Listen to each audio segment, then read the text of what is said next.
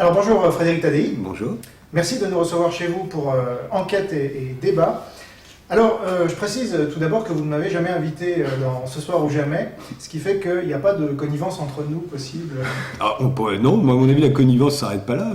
Vous pourriez être de ma famille, par exemple. Ma femme, par exemple, je ne l'ai jamais invitée dans Ce soir ou jamais. Vous voyez. Et ça n'empêche qu'il y ait une connivence. Bon, parce que je vais dire du bien de vous là dans la présentation. Alors votre émission est considérée par beaucoup de gens, journalistes spécialisés et téléspectateurs, comme étant l'émission du service public qui donne le plus la parole à des personnalités différentes, qu'on voit peu ailleurs dans les médias, et notamment à la télévision, et qui coupe le moins la parole aux intervenants. Pas du tout même, vous pouvez dire pas du tout. Pas du tout. Je n'ai jamais coupé la parole. Jamais. Bon. Jamais. Leur permettant d'aller jusqu'au bout de leurs idées, dans la limite du nombre de personnes invitées. Voilà.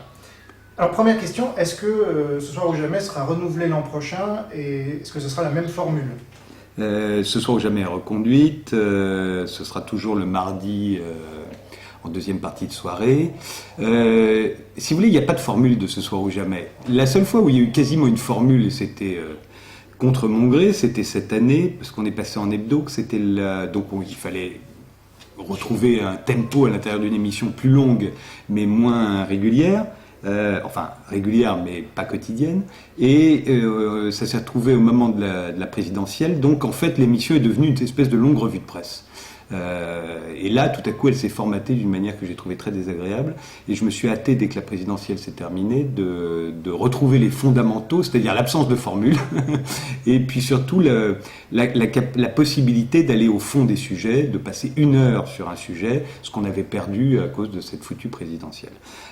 Maintenant, pour moi, il n'y a pas de format de Ce soir ou jamais, puisqu'on peut faire une émission, et ça m'est arrivé souvent de faire toute une émission avec une personne, de faire une émission avec 17 personnes, de faire plusieurs plateaux, d'en faire qu'un seul, d'en faire 2, d'en faire 3, d'en faire 4, de faire des interviews en face à face, des débats, des face à face avec 2 invités qui discutent entre eux. Tout est possible dans Ce soir ou jamais. Voilà, mais on peut dire que l'année prochaine, je vais retrouver, tout en gardant une revue de presse pour commencer l'émission, je vais retrouver 1 heure au milieu où on parle d'un seul sujet, et puis une demi-heure à la fin, grosso modo, où on peut aborder des sujets plus culturels, on va dire.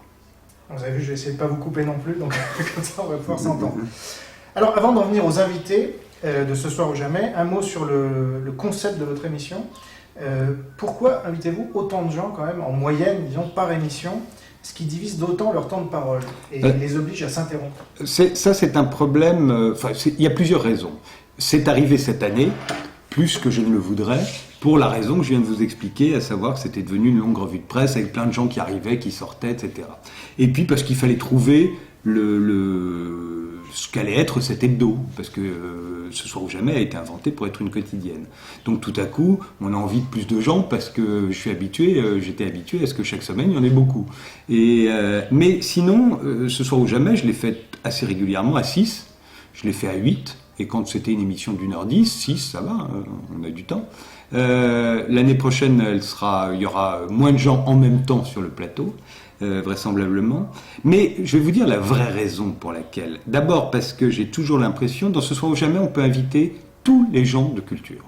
Absolument tous. Donc, je crois que vous avez compté qu'on en a invité plus de 2000. Ça paraît beaucoup, moi ça me paraît très très peu. Et je me dis, putain, je n'ai invité que 2000 personnes.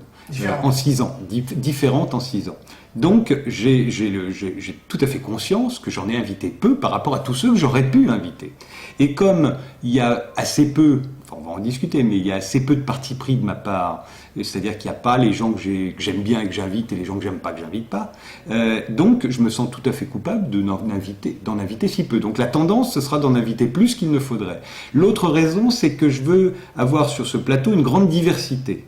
Je veux pas me contenter quand on aborde un certain nombre de sujets qui sont très souvent abordés à la télévision, puisqu'on aborde des sujets d'actualité, mais toujours avec les mêmes personnes ou qui reflètent à peu près toujours les mêmes types de positions. Moi, au contraire, je veux faire entrer tout tout en conservant l'establishment, ceux qu'on voit habituellement à la télé, mais je veux les confronter aux contestataires, aux excentriques, aux artistes, etc., etc. Donc la tentation, évidemment, c'est de mettre plus de gens. Parce que si sur un sujet, quel qu'il soit, sur la dette, par exemple, je me souviens, j'ai fait la première émission sur la dette. À l'époque, je me souviens, la chaîne m'avait dit, mais t'es fou, ça ne marchera jamais.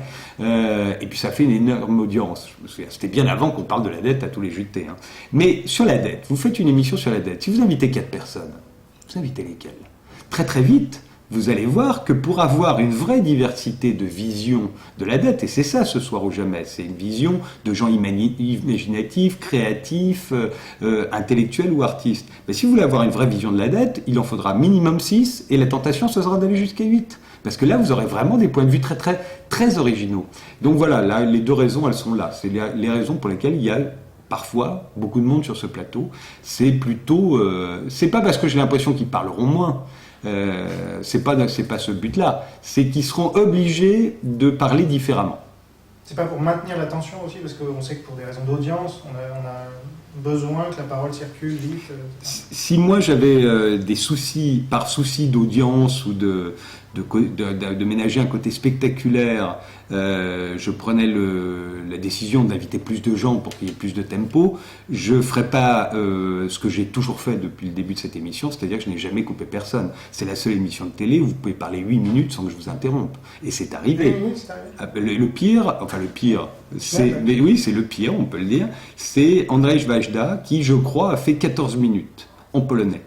Bon, il y avait un traducteur. Mais les 6 premières minutes étaient géniales. Et puis après, il est parti, j'ai pas compris. À un moment, je lui ai dit, bon, Andrzej Wajda, vous n'allez pas nous raconter toute la Seconde Guerre mondiale. Il m'a dit, non, rassurez-vous, mais il a encore parlé 4 minutes derrière. Et c'est vrai qu'à la fin, je comprenais plus du tout là où il voulait en venir. Mais je l'ai pas coupé. Et je ne coupe jamais personne. Donc si je voulais vraiment maintenir l'attention, c'est-à-dire effectivement ce système télé qui fait que tout le monde vous coupe la parole, parce qu'ils ont tous peur que vous soyez, d'être regardés par des crétins qui ne supportent pas qu'on leur parle plus d'1 minute, évidemment, je n'observerai pas cette règle qui est pourtant la mienne, de ne jamais couper personne.